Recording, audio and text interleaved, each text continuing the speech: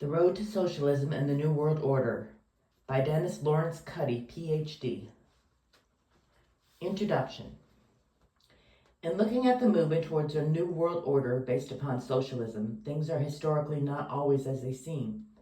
For example, in Morris Hadley's book, Arthur Twining Hadley, 1948, about his own father, a member of Skull and Bones, he revealed, Theodore Roosevelt would term Arthur Hadley his fellow anarchist and say that if their true views were known, they would be so misunderstood that they both would lose their jobs as President of the United States, Roosevelt, and President of Yale University, Hadley.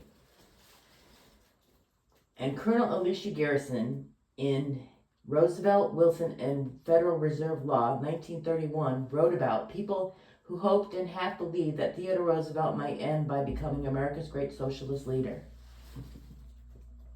That the movement would proceed gradually came a few years later as Socialist Party presidential candidate Norman Thomas revealed that the American people will never knowingly adopt socialism, but under the name of liberalism they will adopt every fragment of the socialist program until one day America will be a socialist nation without knowing how it happened. The gradual pursuit of world domination was Cecil Rhodes, as well as the Fabian Socialists' plan, including Rhodes scholars like Bill Clinton, to be carried out by his secret society formed February 5, 1891. 5 years later, Giedo Mosca in the ruling class Elementi di Scienza Politica, 1896, described the need for the circulation of elites from below, such as Rhodes' Association of Helpers, so that avenues towards obtaining elite status would not be prohibited by purely hereditary membership. Christopher Hitchens, the self-described socialist friend of Bill Clinton, who was at Oxford University when Clinton was a Rhodes Scholar there, said on C-SPAN television, August 23, 1993, that it is of course the case that there is a ruling class in this country and that it has allies internationally. 10 years after Mosca's book, Vilfredo Pareto wrote The Mind and Society, 1906, in which he conceded that the governing elite must now and again bend the knee to the whims of the ignorant and domineering sovereigns or parliaments, but they are soon back at their tenacious, patient, never-ending work, which is of the greater consequence. Both Mosca's and Pareto's theories are further explained in The Theory of Democratic Elitism, a critique, 1967, by Peter Barak, who, thanks to the Rockefeller Foundation for a generous grant, without which the essay could not have been written. One of the group helping to carry out Rhodes' plan was P.E. Corbett, who in 1942 authored Post-War Worlds, stating, "It must be recognized that the law of the nation takes precedence over national law. A world association binding together and coordinating regional groupings of states may evolve towards one universal federal government. Think of this in terms of NAFTA and GATT's World Trade Organization paving the way in the future for a world socialist government." Corbett continued, "The processes will have to be assisted by the deletion of the nationalistic material employed in educational textbooks. World government is the ultimate aim, but there is more chance of attaining it by gradual development. Men are looking to common economic agencies for advice and control. An economic and financial organization embracing trade, development, and migration commissions and central bank. The functions of these institutions would be to regulate the production and distribution of raw materials and food, control the flow of interregional investment and migration, etc. The global elite's plan is to synthesize Western capitalism and Eastern communism into a world socialistic government. Their model experiment for this began in July 1997, when Hong Kong, capitalist, was turned over to China, communist, resulting in Hong Kong's synthesis into a socialist government.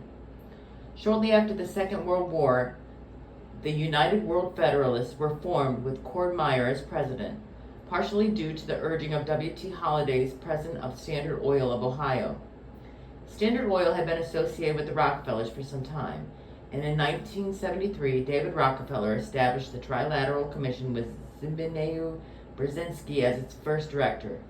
David Rockefeller would be chairman of the Council of Foreign Relations from 1970 to 1985, and Brzezinski would be a member of the CFR and President Jimmy Carter's National Security Advisor.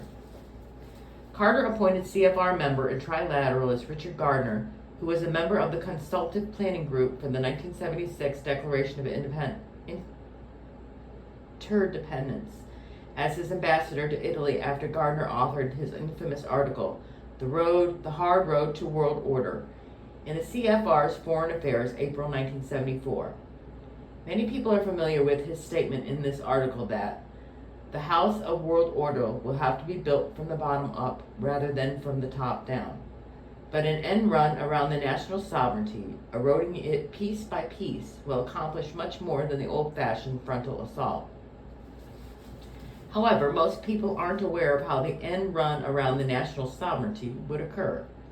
When you, the reader, reflect upon the recent heated debate over the General Agreement on Tariffs and Trade, GATT, and the World Trade Organization, WTO, during which Senator Robert Dole said about GATT and the WTO that the sovereignty issue is a red herring, and this is not about a new world order. And Rush Limbaugh refused to run ads by Phyllis Schlafly and Pat Buchanan against GATT and the WTO. Just remember what Gardner also said in his 1974 article. The hopeful aspect of the present situation is that even as nations resist appeals for world government and the surrender of sovereignty, technological, economic, and political interests are forcing them to establish more and more far-reaching arrangements to manage their mutual interdependence. Among other things, we will be seeking new rules in the GATT to cover a whole range of hitherto unregulated non-tariff barriers. These will subject countries to an unprecedented degree of international surveillance over up to now sacrosanct domestic policies. GATT arrangements for consultation and enforcement of its decisions will have to be greatly improved. Despite the constitutional impasse over UN peacekeeping, there will in practice be increasing resort to UN forces to contain local conflicts. New GATT procedures should be created requiring advance notice, consultation, authoritative interpretation of the rules, and settlement of disputes by impartial conciliation commissions under GATT auspices. Multilateral sanctions may even have to be applied to countries that are not GATT members. Worth remembering regarding GATT and WTO proponents' claim that the U.S. can simply withdraw from them if things don't go our way, Gardner continued. Unilateral U.S. action will look to others as a destructive act of nationalism unless it is related to multilateral rules and procedures. Some mutually agreed limitations of sovereignty are essential to give full possibilities to the sovereignty of all. We will need to find better ways of enforcing the rules, as by multilateral action that denies benefits and applies punishments. We might begin very gradually to deflect the divisive tendencies of nationalism that are now emerging and to exploit the latent possibilities for strengthening the international system. During Bill Clinton's 1992 presidential campaign, Gardner, a Rhodes Scholar like Bill Clinton, advised him on foreign affairs, and President Clinton named Gardner as ambassador to Spain. Strobe Talbot, Rhodes Scholar, roommate of Bill Clinton at Oxford University, CFR director and trilateralist, would be named by President Clinton as number 2 at the State Department, and he would be given the first Norman Cousins Global Governance Award by the World Federalist Association for his Time, July 20th, 1992 article, The Birth of the Global Nation, in which he declared that perhaps national sovereignty wasn't such a great idea at all, but it has taken the events in our own wondrous and terrible century to clinch the case for world government. President Clinton wrote a letter on White House stationery on June 22, 1993 to the World Federalist Association congratulating Talbot on receiving the award and stating, Norman Cousins' work for the world peace and world government, best wishes for an enjoyable reception and for future success. The World Federalist Association, successor to the United World Federalists mentioned earlier, is probably the leading organization today working for world federal government and for President Clinton to acknowledge Norman Cousins, previous WFA president's work specifically for world government, and to wish the WFA future success says it all. How is this to fit with the New Age was explained many years ago by occultist Alice Bailey, whose works were originally published by Lucifer Publishing Company. In The Rays and the Initiations, published in 1960 after her death in 1949, in which she described the Aryan race, a point of light, a new vision, and the Lord of the world, with the new world religion and the coming of the new age based upon synthesis. She explained, synthesis dictates the trend of all the evolutionary processes today. All is working towards larger unified blocks, towards amalgamations, international relationships, global planning, brotherhood, economic fusion, the free flow of commodities everywhere, interdependence, fellowship of faiths. One result of the synthesis energy has been the forming of the United Nations. Seventh-rate energy is the energy needed to bring order out of chaos and rhythm to replace disorder. It is this energy which will bring in the new world order for which all men wait. Nothing can arrest this activity. All that is happening today as men search for the new ways, for organized unity, and for peaceful security. The white magic of right human relations cannot be stopped. The Lord of the Ray is cooperating with the Lord of the world to bring about the needed reforming. See quotes from Robert Hugh Benson's 1907 book, Lord of the World, at the end of this booklet. The Road to Socialism and the New World Order by Dennis Lawrence Cuddy, Ph.D. Socialism, a noun. A political and economic theory of social organization based on collective or governmental ownership and democratic management of the essential means for the production and distribution of goods. Socialism aims to replace competition by cooperation and profit-seeking by social service and to distribute income and social opportunity more equitably than they are now believed to be distributed. Webster's New International Dictionary. Socialism, 1839. A theory or policy of social organization which advocates the ownership and control of the means of production, capital, land, property, etc., by the community as a whole and their administration or distribution in the interest of all. Shorter Oxford English Dictionary, 1970, Great Britain. Many today are looking for a conspiracy behind the movement for world government, but they may not find it in the usual sense of a secret cabal meeting clandestinely. Rather, what is occurring is a type of networking of like-minded individuals as described in Marilyn Ferguson's The Aquarian Conspiracy, 1980. For years, leaders in education, industry, the media, banking, etc. have promoted those with the same worldview as theirs. Of course, someone might say that it is just because individuals promote their friends does not constitute a conspiracy, and that's true in the usual sense. However, it does represent an open conspiracy as described and noted by Fabian socialist H.G. Wells in The Open Conspiracy Blueprints for a World Revolution, 1928. Among those congratulating Wells on his book were Carl Jung in a letter June 11, 1928, and who later that year wrote, "Your ideas are such an important message to the world."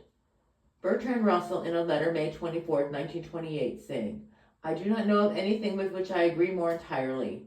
Among younger men, I believe your support would be very meager. Haldane would not forego the pleasure to be derived from the next war." And President Woodrow Wilson's chief advisor, Colonel Edward M. House, in a letter November 4, 1928, saying he was reading it with care, with pleasure, and with profit. The world indeed is in flux, and just what the outcome may be lies on the knee of the gods. In the adjustment of things, this book should wield a profound influence, for no man in all the world has a wider audience than you. For decades, the power elite had made a conscious effort to get key people with their same worldview into key positions of influence. This is what the Educational Trust, founded in 1915, did. James McKean Cattell, DeWitt educator, wrote in November 1923, The Annals of the American Academy of Political and Social Science, that one of the purposes of the Psychological Corporation, founded in 1921, was to get the best kind of people and to put them in the situation in which they would behave in the way best for themselves and for others. It is more fundamental than any other enterprise of society. It is necessary to organize means by which this work can be accomplished. Psychology is concerned with the causes of conduct and its control. And today, Council on Foreign Relations, CFR President Leslie Gelb, said on the Charlie Rose Show, May 4, 1993, that you, Charlie Rose, had met me before to talk about the New World Order. I talk about it all the time. It's one world now. The Council, CFR, can find, nurture, and begin to put people in the kinds of jobs this country needs. and that's going to be one of the major enterprises of the council under me. Previous CFR chairman, 1953 to 70, John J. McCloy, actually said that they had been doing this since the 1940s and before. This was also the purpose of Cecil Rhodes' secret Society of the Elect. The most notable to specifically call for world government was Dante in De Monarchia in AD 1313, and he emphasized points of light in the Divine Comedy. This was followed by Henry IV's Great Design, which would be invoked by Abbé de Saint-Pierre, Charles Imre Castle in Le Projet de Paix Perpetuelle, 1713, proposing an international organization with a permanent arbitration council to secure universal peace. After the Great Design, there were various utopian planned socialist societies proposed, such as the one described in New Atlantis, published posthumously 1627 by Sir Francis Bacon, alleged author of Shakespeare's works. Bacon considered himself a biblical scholar, and Macbeth, Act 4, Scene 1, line 10 states, double, double, toil and trouble, fire burn and cauldron bubble, while Revelations 18:6-8 contains, double unto her, double according to her works, in the cup in which she hath filled to her double, and she shall be utterly burned with fire. But it was not until the early 1800s that the movement toward world socialist government began in earnest with the Comte de Saint-Simon in 1803. He stated his goal as the universal association of all men in all spheres of their relationships. He advocated a type of industrial feudalism. His ancestor Charlemagne had initiated feudalism. Ruled by a self-appointed elite who would be socialist, Pierre Leroux actually coined the word socialism, and scientific in nature. Saint-Simon's science would be called sociology. This term was actually coined around 1838 by Saint-Simon, 1818 to 1824 Secretary Auguste Comte, who developed the religion of humanity. According to author Erica Carle, integrity and character were unimportant to the world management system proposed by Comte, who wrote in his System of Positive Polity, Volume 2, 1851, page 327. When the system is fully regulated, the effect of this will be to secure greater unity by diminishing the influence of personal character. This seems relevant in the 20th century when a large number of Americans believe President Clinton's personal character doesn't matter. St. Simon's social science, Comte's sociology, would also serve as the basis for a socialistic system developed by Voltaire at the same time. Ludwig von Westphalen taught the collectivist socialism of St. Simon to his son-in-law, Karl Marx, who also studied Voltaire and used Proudhon's term, scientific socialism. Marx's dialects, theses, and antitheses formed a synthesis, were developed from Hegel, who had succeeded Fichte and also influenced Marx at the University of Berlin in 1814, and who believed that the collectivist socialist state was all, or practically all. In The Impact of Science on Society, 1853, Bertrand Russell will state that Fichte laid it all down that education should aim at destroying free will, so that after pupils have left school, they should be incapable throughout the rest of their lives of thinking and acting otherwise than as their schoolmasters would have wished. The conspiratorial nature of Marx's efforts perhaps originated with the League of the Just, which came from the Parisian Outlaws League, probably including members of Adam Weishaupt's diverse Illuminati who influenced the French Revolution. Picking up from Bebof's conspiracy of equals during the French Revolution, Bonaparte in the early 1800s formed conspiratorial secret societies in order to gradually erode societies and form a new social order. In his book, Conspiracy for Equality, his order of elitists would nationalize most of the wealth of the countries, and the family unit would be undermined, with the country taking possession of every individual at birth and never quitting him until death. In modifying human behavior to accept this socialism, he indicated activities in certain areas should be voluntary and unconstrained, but really meant compulsory and coerced. Today in the U.S., there are efforts to nationalize key aspects of life, such as police, health plans, and educational standards, and voluntary service, is often coerced in the form of requirements for graduation, college admission, employment, and job promotion. Bernardi wrote that his plan for the order was that it would extend itself without being noticed everywhere in order to cover the globe. It has already spread roots over a vast surface. Karl Marx and Friedrich Engels contemplated publishing a German edition of this book, and in the late 1800s, Engels wrote The Origin of the Family, in which he stated, "The first condition for the liberation of the wife is to bring the whole female sex back into public industry, and this in turn demands the abolition of the monogamous family as the economic unit of society. With the transfer of the means of production into common ownership, the single family ceases to be the economic unit of society. Private housekeeping is transformed into a social industry. The care and education of the children becomes a public affair. Society looks after all children alike, whether they are legitimate or not. This removes all anxiety about the consequences, which today is the most essential social, moral, as well as economic factor that prevents a girl from giving herself completely to the man she loves.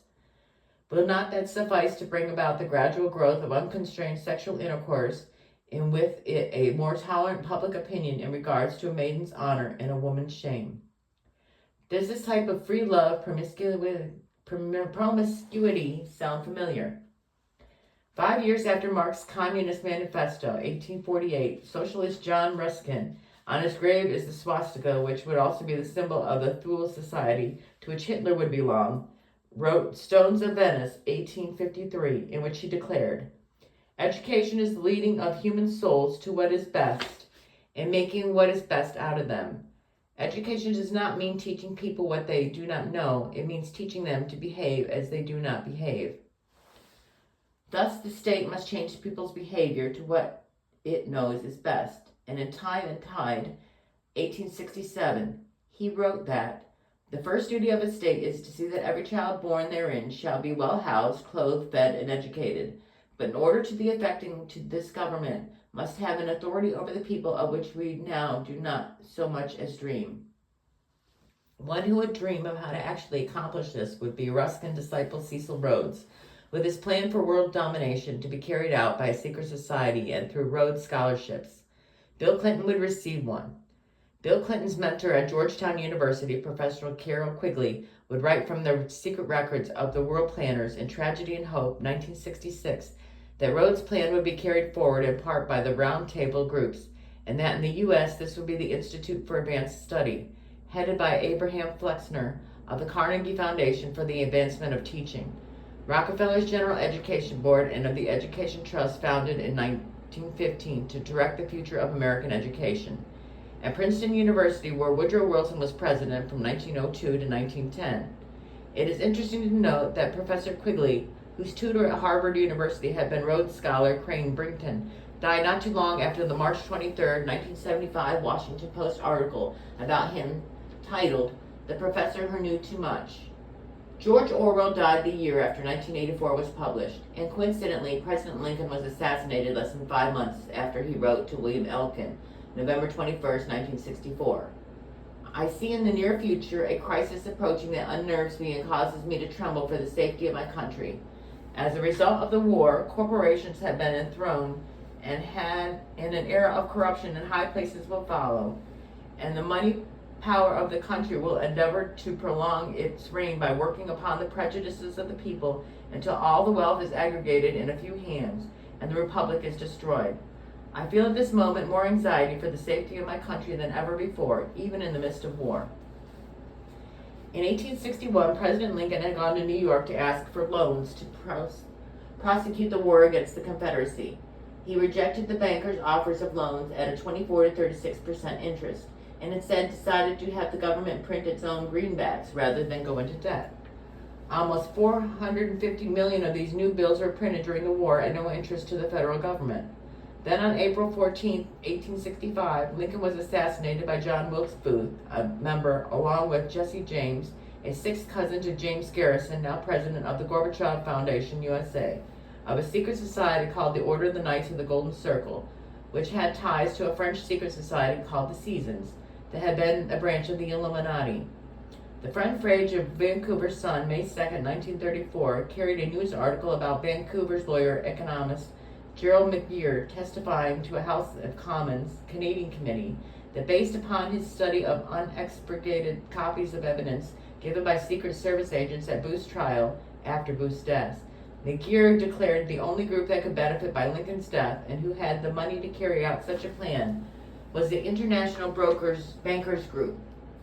McGeer stated that Lincoln was wont to describe the men opposing his greenback currency policy as the secret foes of the nation. There was only one group in the world at that time that could finance anything they cared to attempt without regard to cost, and they were the men interested in the right of the bankers to manage the currency and credit of every nation in the world. Cecil Rhodes first developed his plan in Confession of Faith, 1875, which he included in his first will, 1877, and in his 1875 work, he stated, "The secret society should inspire and even own portions of the press, for the press owns the minds of the people." 9 years later, the Fabian Socialist Society began, 1884, the year after Marx's death. In 1895, the Fabians began the London School of Economics, whose graduates would include President Kennedy. The American counterpart of the Fabian Society would be the Intercollegiate Socialist Society. The name would change to League for Industrial Democracy in 1921, with John Dewey as president in 1939 to 1940. And the American counterpart of the London School of Economics would be the New School for Social Research, founded in 1919. In the introduction to The Great Deceit, 1964 Veritas Foundation study, Archibald Roosevelt, son of Theodore Roosevelt, said, "Socialists have infiltrated our colleges, our schools, our law courts, our government, our media of communications, and our churches." The Veritas study went on to say that the Fabian gradualist socialist movement is made up of a relatively small number of people who have developed the technique of influencing large masses of people to a very high degree. Roosevelt indicated that in nearly every school there are frequent reports on children's group cooperation. Socialism emphasizes the group over the individual. One of the media communications that has been influencing large masses of people has been the New York Times, about which Herman Dissenmore, foreign editor of the New York Times from 1951 to 1960, wrote in his 1969 book, All the News That Fits, that the New York Times today is deliberately pitched to the so-called liberal point of view. Positively and negatively, the weight of the Times has generally fallen on the side of the communists since the end of World War II. In terms of controlling mankind, prominent socialist Lester Ward wrote in Dynamic Sociology or Applied Social Sciences, 1883, that all results are accomplished by force. The so-called abstract rights of mankind must be denied if society is to ever become the arbitrator of its own destiny. And in 1901, the father of American sociology, socialist Edward Alsworth Ross, wrote Social Control, revealing that social checks and stimuli are managed by a rather small knot of persons, the elite. Judgment may be molded as well as the will and the feelings. This was the same year in which the American Socialist Society was incorporated, and for the next 5 years, plans were developed for the Rand School of Social Science, founded in 1906. Two of the elite managing affairs were John D. Rockefeller and J.P. Morgan, and one of their prime areas of management was the press. In Ferdinand Lundberg's America's 60 Families in 1937, one finds that the Senate Privileges and Elections Committee in 1912 unearthed the letter that Representative Joseph Sibley, P.A., and the Rockefeller Standard Oil payoff man in Washington had written in 1905 to John D. Archibald, Standard Oil's money provider. Sibley said, "An efficient literary bureau is needed, not for a day or a crisis, but a permanent healthy control of the Associated Press in kindred avenues. It will cost money, but it will be the cheapest in the end." C.S. Mellon of the J.P. Morgan-controlled New Haven Railroad admitted that more than 1,000 New England newspapers were on the New Haven payroll. Many people wondered how capitalists like J.P. Morgan and John D. Rockefeller could be on such friendly terms with socialism, but one must remember that there is a difference between capitalism and monopoly capitalism. While socialism imposes more government regulations or controls than capitalism, monopoly capitalists can believe that through financial contributions they can persuade politicians to impose government regulations or controls favorable to the monopoly capitalists against political competitors. In the February 9, 1917 congressional record, Representative Oscar Callaway of Texas inserted the following statement. In March 1915, the J.P. Morgan's interests, the steel, shipbuilding, and powder interests, and their subsidiary organizations got together 12 men high up in the newspaper world and employed them to select the most influential newspapers in the United States and sufficient number of them to control generally the policy of the daily press of the United States. These 12 men worked the problem out by selecting 179 newspapers, and then began by an elimination process to retain only those necessary for the purpose of controlling the general policy of the daily press throughout the country. They found it was only necessary to purchase the control of 25 of the greatest papers. The 25 papers were agreed upon. Emissaries were sent to purchase the policy, national and international, of these papers. An agreement was reached. The policy of the papers was bought, to be paid for by the month. An editor was furnished for each paper to properly supervise and edit information regarding the questions of preparedness, militarism, financial policies, and other things of national and international nature considered vital to the interests of the purchasers. As stated above, not only was J.P. Morgan managing affairs, but so too was John D. Rockefeller of Standard Oil, as revealed by investigative reporter Thomas Lawson in Frenzied Finance, Everybody's Magazine, August 1904. There gather each day between the hours of 11 and 12 o'clock all the active men whose efforts make Standard Oil what Standard Oil is. Reports are presented, republics and empires made and unmade. The success of Standard Oil is largely due to two things: the loyalty of its members to each other and to Standard Oil, and the punishment of its enemies.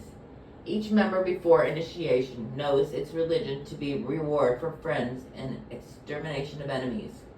Once a man is within the magic circle, punishment for disloyalty is sure and terrible, and in no corner of the earth can he escape, nor can any power on earth protect him from it.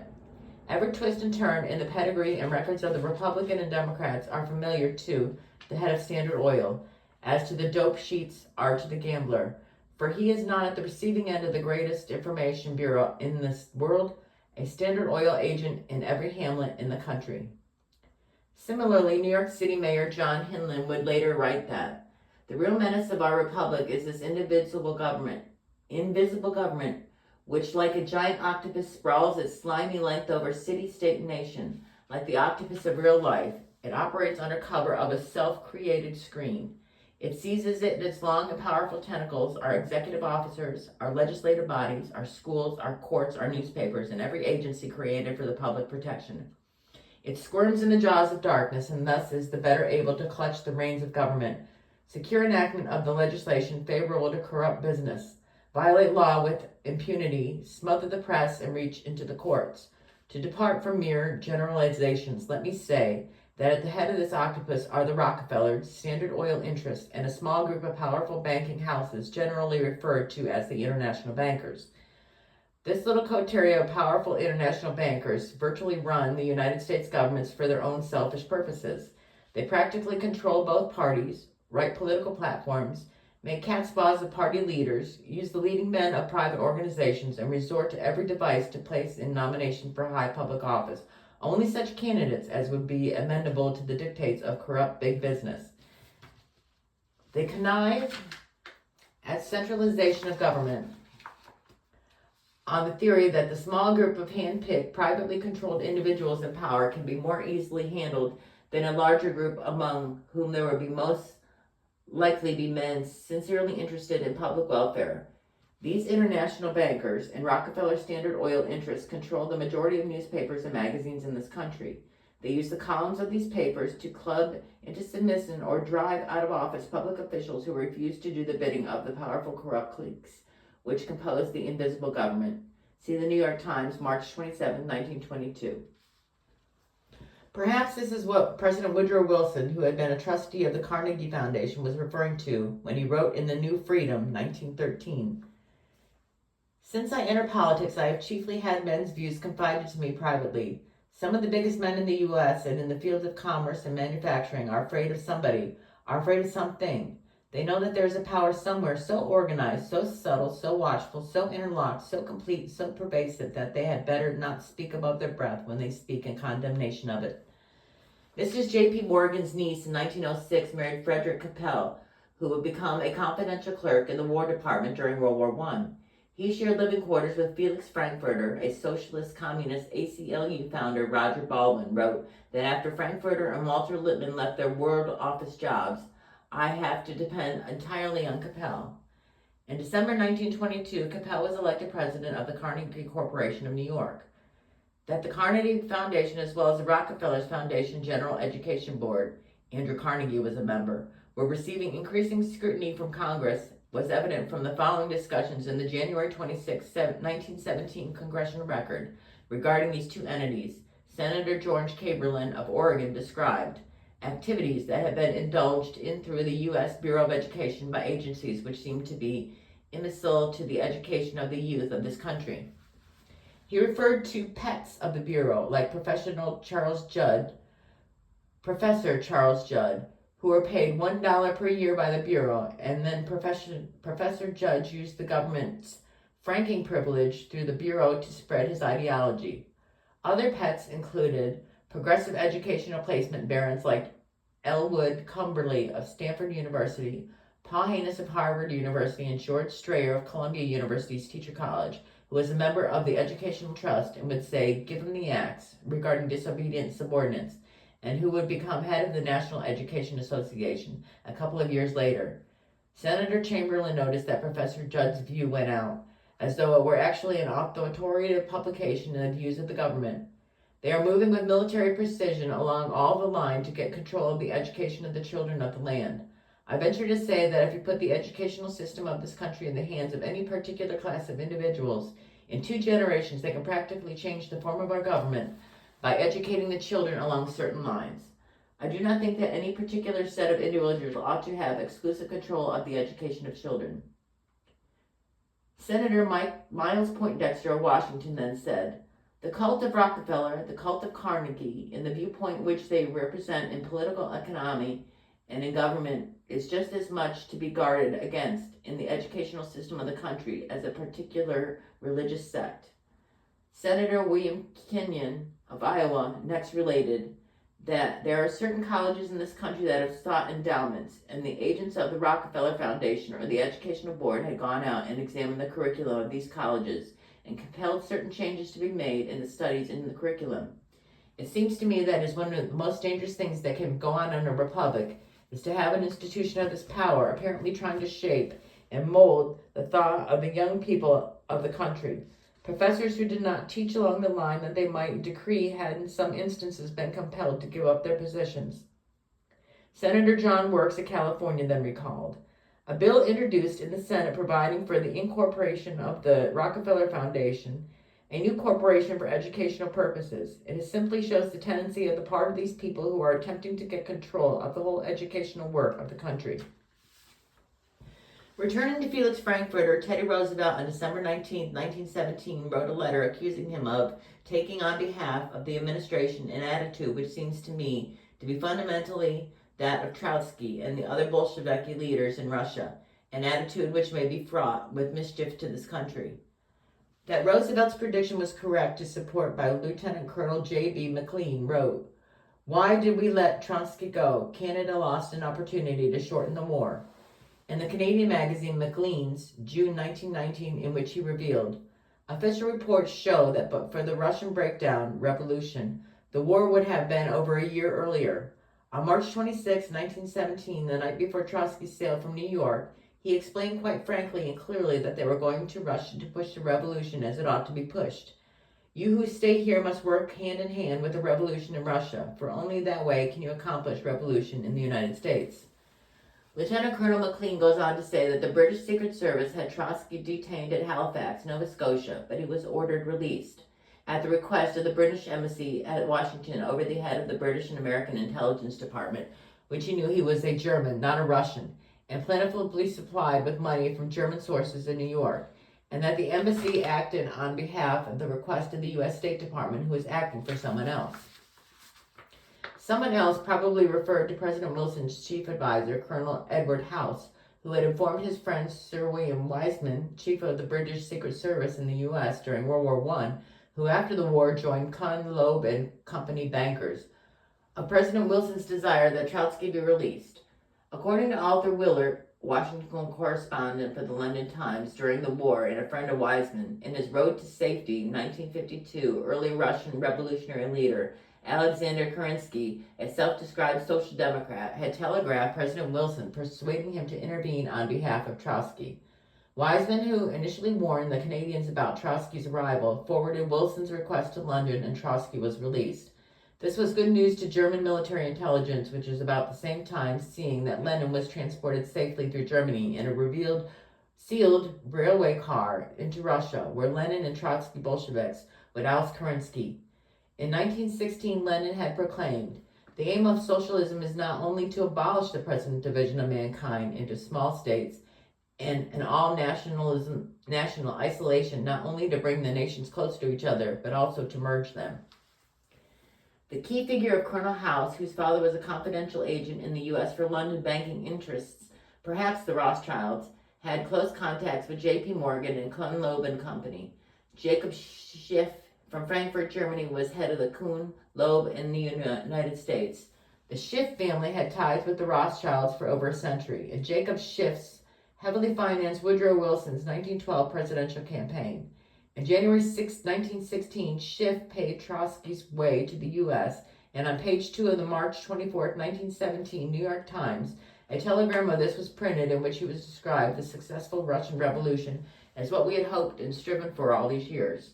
And the New York Journal American, February 3, 1949, stated that today it is estimated that even by Jacob's grandson, John Schiff, a prominent member of the New York Society, said that old man sank about 20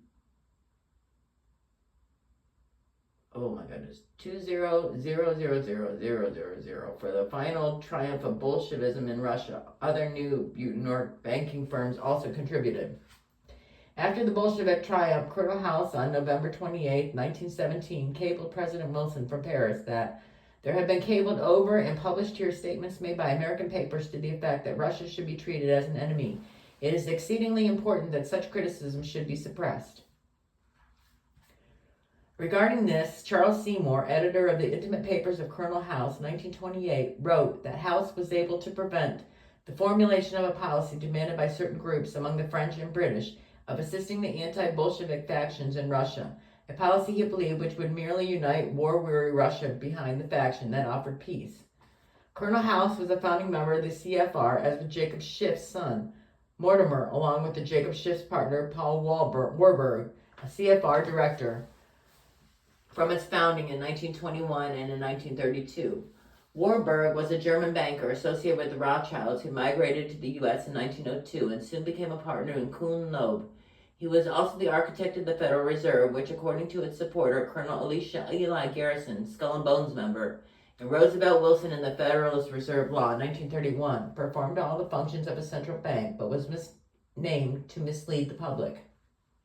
In the late 1800s, Garrison developed the concept of a Federal Reserve, and in 1912 showed William Jennings Bryan how advocacy of a central bank could be sneaked into the Democratic Party platform upon which Woodrow Wilson would willingly run. Garrison would later say in his 1931 book that with the help of Mr. Wu's mysterious letter, I was to use those Chinese blocks of votes to swing a national election for the President of the United States. The year before this book, an article appeared in the New York Times, June 1930, quoting Representative Louis McFadden, chairman of the House Committee on Banking and Currency, as saying, "The Federal Reserve Bank of New York is eager to enter into the close relationship with the Bank for International Settlements. The conclusion is impossible to escape that the State and Treasury Departments are willing to pool the banking system of Europe and America, setting up a world financial power interdependent and above the government of the United States. The United States under present conditions would be transformed from the most active of manufacturing nations into a consuming and importing nation with a balance of trade against it." Representative McFadden was quoted in the New York Times Magazine, November 21, 1971, as further stating that the Federal Reserve Act set up a world banking system, a superstate controlled by international bankers and international industrialists acting together to enslave the world for their own pleasure. And Congress On June 10, 1932, McFadden stated that immense sums belonging to our national bank depositors have been given to Germany on no collateral security whatsoever. Billions and billions of our money has been pumped into Germany by the Federal Reserve Board. Then, in Congress on June 15, 1933, he noted that from the date of Trotsky's return to Russia, the course of Russian history has, indeed, been greatly affected by the operations of the international bankers. The Soviet government has been given United States Treasury funds by the Federal Reserve Board and the Federal Reserve Banks acting through the Chase Bank and other banks in New York City. Shortly after Trotsky's arrival in Russia, he was informed that he had a credit in Sweden at the Swedish branch of the bank owned by Marx Warburg of Hamburg. This credit helped to finance the seizure of the Russian Revolution. The next year in Congress, McFadden explained that the Great Depression began in 1929 was not accidental. It was a carefully contrived occurrence. The international bankers sought to bring about a condition of despair here so that they might emerge as rulers of all of us. There were at least 2 attempted by gunfire on McFadden's life, and he later died shortly after attending a banquet, causing some to suspect poisoning. J.P. Morgan and Company had pushed for the establishment of the Bank for International Settlements under the Hague Agreement in 1930, and it was J.P. Morgan who asked Paul Warburg to draw up the plan for the Federal Reserve. Warburg's daughter, Felicia Schiff Warburg, a great-granddaughter of Jacob Schiff, would marry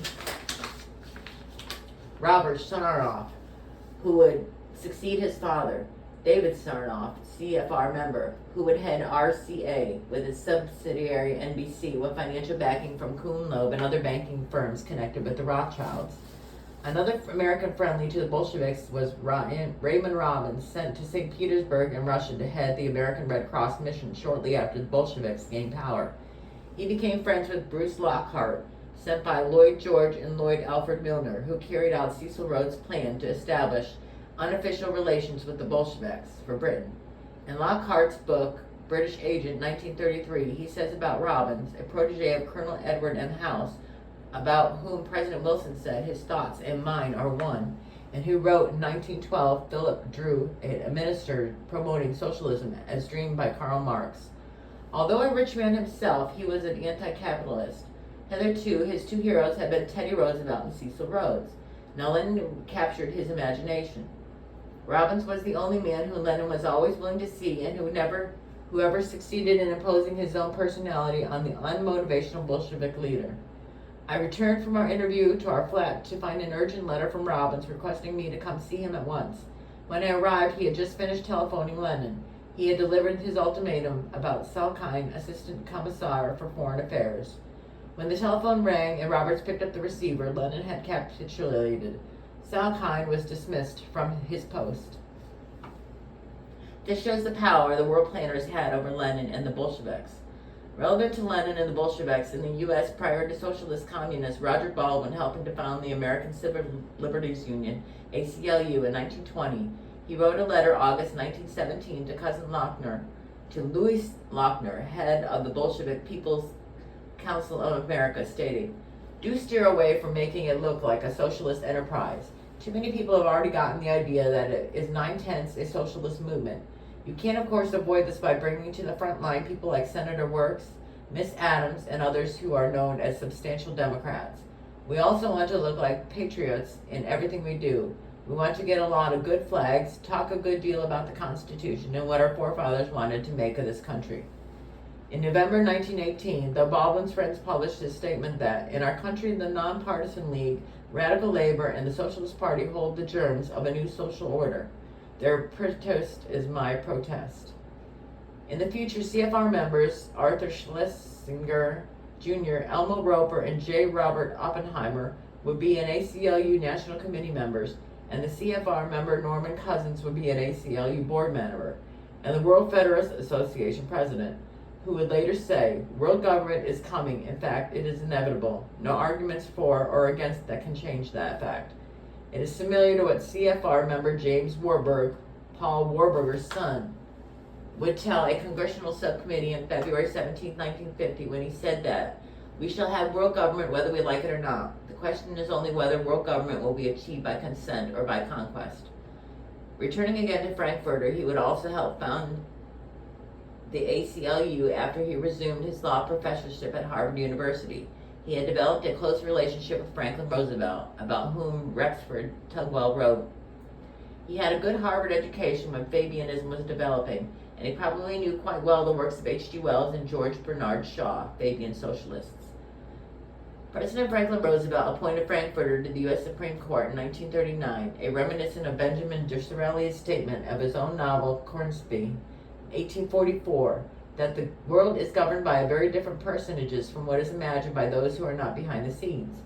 Curtis Dahl, member of the New York Stock Exchange and husband of Anna Roosevelt, related in FDR, My Exploited Father-in-Law, in 1967, that the Frankfurter would be quoted as saying, "The real rulers in Washington are invisible and exercise power from behind the scenes."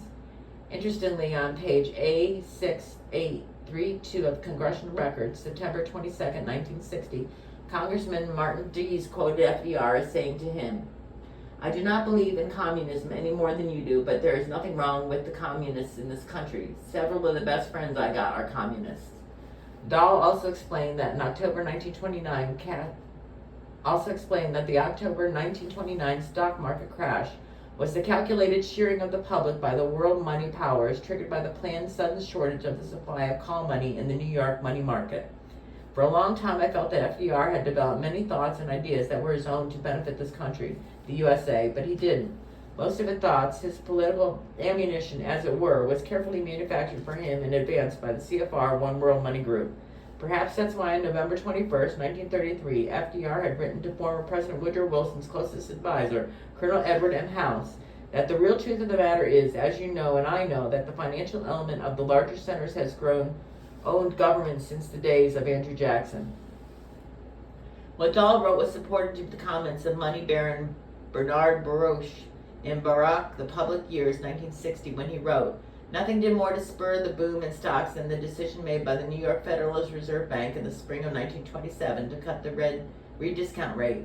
Benjamin Strong, governor of the bank, was a chief advocate of this unwise measure, which was taken largely at the behest of Montagu Norman of the Bank of England. At the time of the bank's action, I warned of its consequences. I felt that sooner or later the market had to break."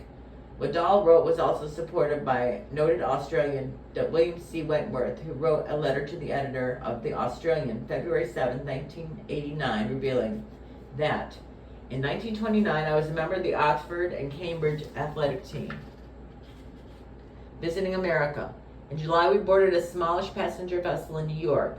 A fellow passenger was Montagu Norman, head of the Bank of England, returning to London after a secret visit to the United Central Bank, traveling incognito. He asked me not to blow his cover because if the details of his movement were made public, it could have serious financial consequences. He said, in the next few months there is going to be a shakeout, but don't worry, it won't last for long." A few months later, on October 29th, the stock market crash began.